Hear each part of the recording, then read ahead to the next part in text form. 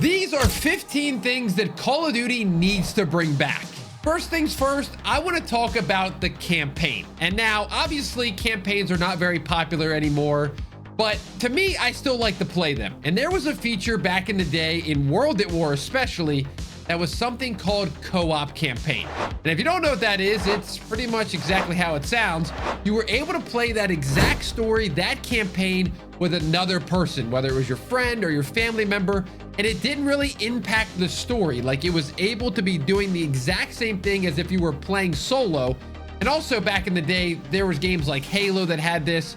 I had so many good memories from the ability to just experience this in a community setting. I know it's not as popular anymore to play campaign or play even on the same TV, but it's something that I think we could do online and it would still hit just the same. Next up, we have COD Points. And before you start throwing stuff at the TV, cussing me out, leaving a dislike, I'm not talking about the COD Points that we have now. I'm talking about the OG COD Points, the ones that were introduced in Black Ops 1, and they acted as like a currency to pretty much do anything in the game. Now, with this currency, you could unlock your guns, you could unlock your camos, your perks. I mean, literally anything that you can think of. And the best part of it was you could also just earn these by playing the game, which is something that I feel like just doesn't exist anymore. And I wish it would happen more often.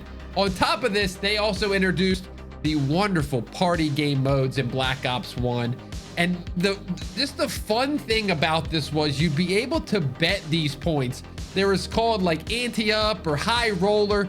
And if you wanted to, you know, okay, let's say you want to go buy the M16 and rank that up and use your COD points to buy the M16. Well, you can instead go into a gun game, kind of bet all your points away. You lose that gun game, and now you can't rank up the M16 anymore. You can't buy it because you have no money. And I just felt like that was just a high risk, high reward. It put some stakes on every one of those matches. It made it so easy to use. And I loved that COD Points currency. Will they ever bring it back? Probably not, but I'm going to still fight for it. Next up, we have the COD HQ. And I know you're going, T, what are you doing? You keep saying things that are already in the game. And no, I am not talking about the HQ we have now. Whatever we have now is one of the worst systems I've ever seen in my entire life in Call of Duty history.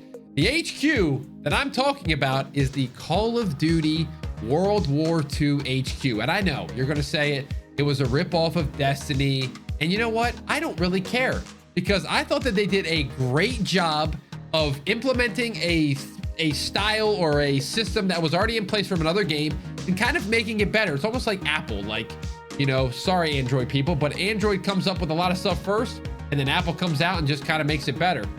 Sorry, not sorry. But anyway, back to the HQ. You had the firing range. You had the 1v1 pit. Somebody talking smack in the lobby. Hey, I'll meet you back at the HQ. We're going to 1v1 right now. Going back to the firing range again. Can we talk about how like open it is and more options? Like, the firing range we have now is just so limited in what you can do. Bring back the COD 4 remastered and like the HQ firing range. Also, I know we don't have supply drops anymore, but tell me it wasn't so fun to open supply drops up in the HQ and you'd have a bunch of people just sitting there doing jumping jacks or sitting down and clapping. It was just a fun time. It felt like a community experience. And I think that's something that's missing in games nowadays is, you know, voice chat's not a thing anymore. You know, people don't talk as much. The games are not as social. And this was kind of like that thing that made it feel social again. I really hope that they bring it back eventually. I know this is a Sledgehammer thing, so maybe in their next Call of Duty, maybe we can push for it. I don't know. Another thing is Gunfight. I know, okay, so let me rephrase this. Gunfight tourneys, okay? So I know Gunfight's this thing that's been in the game, like, kind of. So it got introduced in Modern Warfare 19, and it was a game that they were really pushing. Like, it was part of the beta. So the game came out and it was a beta Gunfight, which I really enjoyed. Gunfight to me was one of the best modes MW19 released. I do feel like MW19 kind of was a good COD for like those more one life type of scenarios, because it was a little bit more of a tactical COD. But anyway, I really liked the Gunfight mode, and I think a lot more people did too. And they really put an emphasis on that. And you had these Gunfight tournaments back in the day where they were like every 15 minutes. You could join up, bring a friend, or you would randomize if you wanted to. And then if you won the little 15-minute tournament, you would actually get a camo, which I think is just one of the coolest things ever.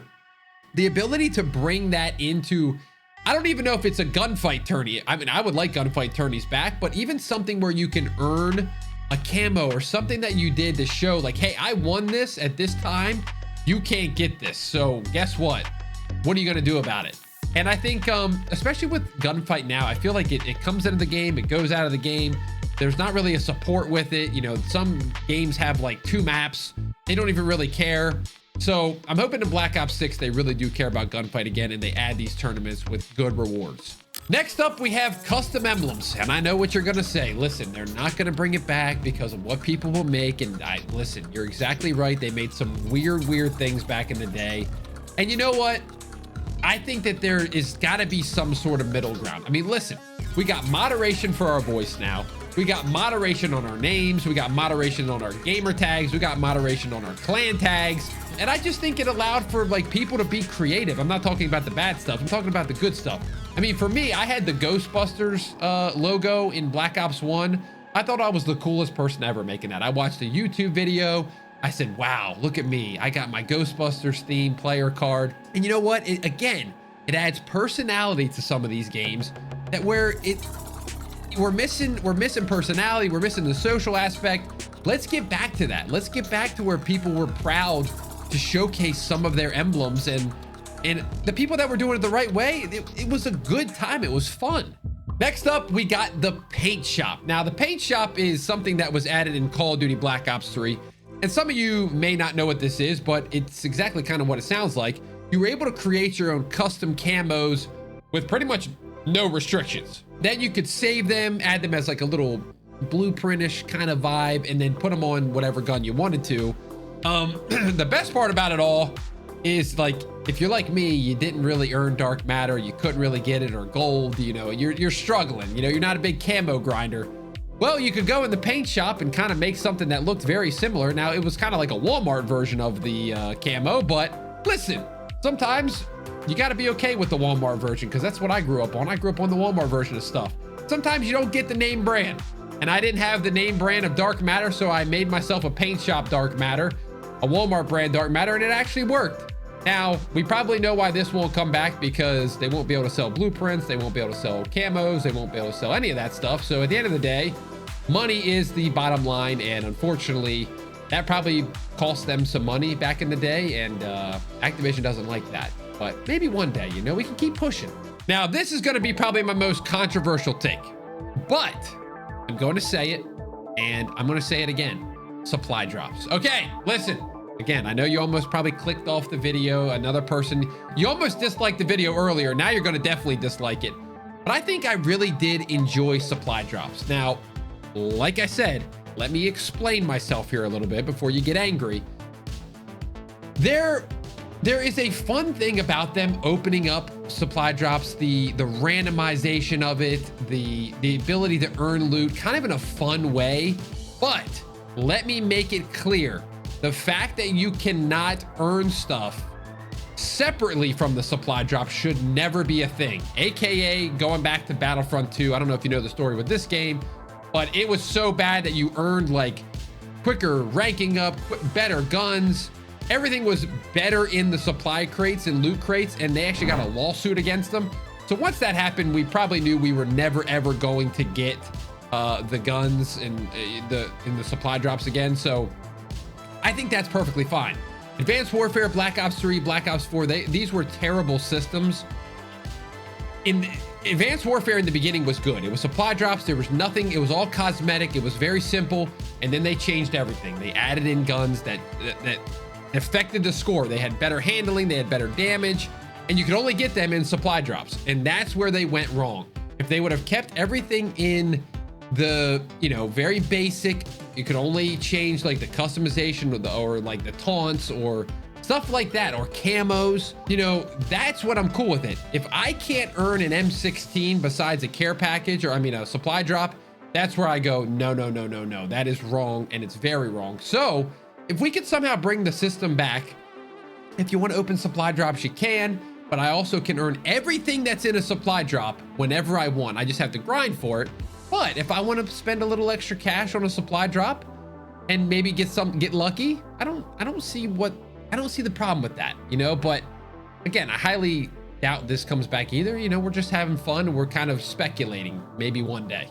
Also, if you think that's a terrible take, comment down below. T-Dawg, that's a terrible take. Supply drops are trash. Just let me know. Next up, we have boot camp. Okay, so now many of you have absolutely no idea what I'm talking about because listen, this is something that was around during my day, and that again is World at War. We talked about the co-op campaign. World at War had a lot of positive stuff in it that some of you probably don't know because the game did come out in 2008, and I feel like some of you watching this video were probably 5 years old, which makes me feel really old, so I'm sad. So please leave a like on the video to cheer me up. But this was a game mode inside of World at War. So you would boot your game up, you would create an account, you'd be a level 1, and you could enter boot camp. Now, you could only play on this game mode, which was like, I think it was just team deathmatch or maybe a variety of games, but you could only do it till you reach level 10. And once you reach level 10, guess what? You got thrown into the mix of normal lobbies and you were back at it. You were there was nowhere to hide anymore. So my thought is, we don't like skill-based matchmaking. I think a lot of us don't. I think people watching this video, there's something that needs to be done with skill-based that needs to be adjusted, where it does not penalize the really good player all the time. Like, and I think there also needs to be a balance that, excuse me, there needs to be a balance with the bad player or the new player. And I think maybe level 10 might be a little low nowadays, but maybe we have this system where you can boot into Black Ops 6 and you get protected till you're maybe first prestige, you know, level 50, level 25. And then once you hit that, it's going to give you a warning that's like, hey, you've made it to level 50. You've been playing this game long enough.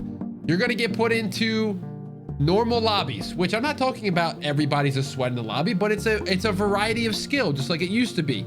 There might be a sweat, there might be a bad, there might be a co-op player, there might be a middle of the road 1.0 KD. And I think that's kind of what we need again. We need that randomness in a lobby to make the games fun. And that's part of having a boot camp where you can protect somebody that's new and then throw them in after they get done, after they accomplish the boot camp and they pass, learn the mechanics, and eventually it's time to get your feet wet.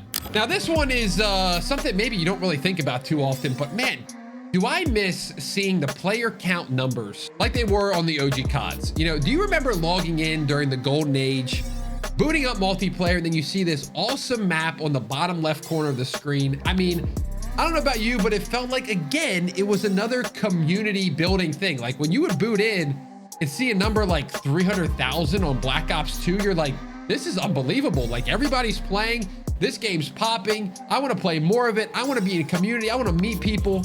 And now it's like you hop on and you just boot in the game and you don't know what's going on. And people are complaining about there not being anybody on the game and it takes forever to find matchmaking because of SBMM. But the heat map was just cool. It was, you know, do you remember going on those like you would see the map on BO2. I just remember this. And there's like that one country where it has like one dot. And you're like, wait a second, who is that out there? Is that the president or what's going on? But now they hide the numbers and hide the players because maybe the numbers aren't what they used to be, but I mean, that's up to making a good COD. Next up, we have forced game chat. Now, if you played on the Xbox 360, you are very familiar with this. If you didn't, if you played on the PS3, you probably have no idea what I'm talking about because there was no party chat. But in the 360 days, there was something called party chat where you kind of be in like a one-on-one conversation with your buddy, or I think there was like, well, I think you get like 8 at a time back in the day. So you'd be playing like a 6v6 search and destroy. And at that time, all my buddies are on Call of Duty. So we have this big party of 5 or 6 people and we boot into a game, and team deathmatch, you were all good. But when you went to search and destroy, it actually forced you to quit out of that party chat and you had to go into game chat. So you had to talk with the teammates. If you weren't filling a full lobby, if you had like 4 people in your party and 2 other people were in there, you would end up being forced to talk to them. And then at the end of the game or the end of the round, the other team had their mics on as well. And that was where there was a little trash talking and there was a little smack talking and there was a little bit of, you know, words exchanged. Wow. win, and you beat us by 2 seconds. What do you do? Now I'm gonna cry, motherfucker. And again, I keep saying the word, that built community. Because you were forced to people. I mean, I know people that I met in those games, not as much anymore, but I met those people in the games. I'm like, hey, bro, that was really fun to play. Let's go get some other games in. Let's get some games in another time, or let's play. Like, we'd end up playing more games. Like, hey, invite me. Let's go play again. And it's like, now it doesn't happen anymore because everybody's sitting in a Discord call, or they're not using their mics. I mean, nobody has a mic anymore. Is that the craziest thing in the world? Because it doesn't help that none of the systems come with one, except for the PS5 mic. That sounds absolutely atrocious, and you hear the fire alarm going off every 5 seconds. So I think, you know, I think that we missed this banter. We missed the banter and the community aspect, and Force Game Chat really brought that on as something that, man, it was just a fun time to be a part of that. Next up, we have pre-order bonuses. And I know you're watching this video and you went, man, T, I know you from something. Well, it's probably the video where I opened up every single pre-order bonus in Call of Duty history. And I'm gonna tell you, that brought back some great memories, because you know what? It showed me that Call of Duty actually kind of cared back in the day. And now you get pre-order bonuses, and you know what you get? You get COD points, and you get like some sort of skin. It's like, really? Do we really need to buy the extra special edition for COD points? Like, no, let's stop. So, you know, you can pick so many editions. So the Hardened Edition, Prestige Edition, there's the RC card, night vision goggles, zombies mystery box, the Juggernog fridge. I mean, and this went up all the way until MW19. With MW19 had some crazy cool night vision goggles, and then it just completely went away. And I know maybe some of that was probably due with the whole thing going around in the world that will kind of stop the world for a little bit. But hey, man, we've been a couple years past that now. Can we bring these back? Because I feel like, you know, that just showed me, I don't know, it just showed that I was there day one. I was there getting something that they went, hey, we really appreciate you buying this. Here's something to like showcase it. Now it's like, hey, just pre-order it digitally and get COD points. Thanks for buying it. It's like, can we do something better? You know, at least Black Ops 6, we're getting a metal case from GameStop. At least GameStop's trying. This one here is, it's party mode, party modes. You know, the old school party modes, sticks and stones, one in the chamber, prop hunt, gun game, all these good ones that we had back in the day. And I know they come back in random titles and at random times, but why in the world is that a thing? I don't know what Call of Duty it was, but I feel like it was like gun game. And I think it might've been Modern Warfare 3 or Modern Warfare 2. It got inserted into the game for like a week. And then it was like on rotation, and then they took it off and they took it out of the game. And I'm like, wait a second, what just happened? Why did they take that out of here? You know, another one like prop hunt. Why are these modes not available all the time at launch whenever we want to play them? It doesn't make sense to me. Don't treat these like a Warzone timer like you do with Rebirth and Fortune's Keep. No. These are multiplayer modes that have been in standard since Black Ops 1. Leave them in the game. Let us play them whenever we want. Next up is detailed stats. Now, I'm gonna keep pulling this same card. If you're a COD OG, you'll remember this. You remember booting into a multiplayer match, and then you'd have the option to kind of like view the lobby leaderboard. You could see everybody in there, their KD, how many deaths they had, their score. And then you would see certain people in that lobby and you go, oh baby, it's time to suit up. It's time to get up in the chair. It's time to get after it a little bit. We're gonna have to go hard, because guess what? This guy's a tryhard. It's time to get after it. And then you sometimes see some people in there with a .52 and you go, let me get up in my chair, because we're gonna have a little fun here. We're gonna maybe go knife only, or we're gonna do something stupid and have some fun and troll. Black Ops 1 had the most detailed stats of all time. I need you to see this, guys. There was heat maps for how well you shot. Like, if you used the FAMAS and you shot more body shots than headshots, you would know, because the stats showed you, here's your heat map. You're shooting all right here. Maybe aim a little higher. And I can't believe that stuff goes away. I don't know Imagine if we still had that type of stat tracking in the game and we could have just been leveling it up every single year. Imagine what we'd have. We'd be like, hey, and I know they have these stats because that's how they work skill-based matchmaking and everything. Imagine they have the stats where like, hey man, you favor going to the left side on Nuketown, you know, and most people come out of the spawn and they go to the right. Maybe think about doing that. Like you could improve your game so much. Even like I said, with the body map showing you shooting the chest, it's telling me, hey, I need to aim a little higher next time I play the game. I don't know where this stuff goes. I don't get it. I don't get it. Why are we getting rid of this stuff? Please. I know it's been 14 years, but bring it back. Realistic skins. Now, we know the last few years, the store has gotten quite insane. Now, some of these I'm not opposed to. Some of them aren't terrible. But some of them are just kind of like way too much. Now, I'm looking at some of these skins from Modern Warfare 3. We got a snail, we got a fish, we got a flubber. Listen, I gotta propose a solution for this. And I don't know if this is even possible to do this, but I'm gonna try it. Because listen, Call of Duty's got the money, they can implement this. How about this? Number one, you can have an option to turn off what you see in the game. So like, if this game has a bunch of weird skins and crazy skins, I can go into my settings and go, maybe like realism mode is what you would call it. Turn on realism mode. So everybody you're shooting at is part of the fraction or the faction, whatever it is that you're in.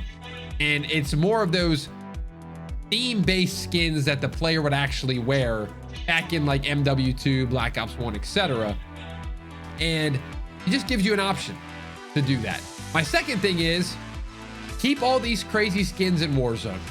I've been saying this on the podcast that we have. There needs to be a divide from Warzone. I don't know when this divide happens, but Warzone needs to be its own entity over here, and then Call of Duty as a package, multiplayer, campaign, zombies needs to be over here. And then you can kind of keep the skins separate. Like there needs to be somebody developing and making everything over here for Warzone, and you can get as crazy as you want because nobody really cares. Warzone is unrealistic, so people don't really care, I feel like. But in the multiplayer side and the zombie side of things, I feel like people tend to be like, okay, I want a little bit more realism. I know it's an arcade shooter, but just a little. Let me look at Captain Price normal, not Captain Price with an eye patch and a peg leg. You know what I mean? Like, let's keep it serious somewhat.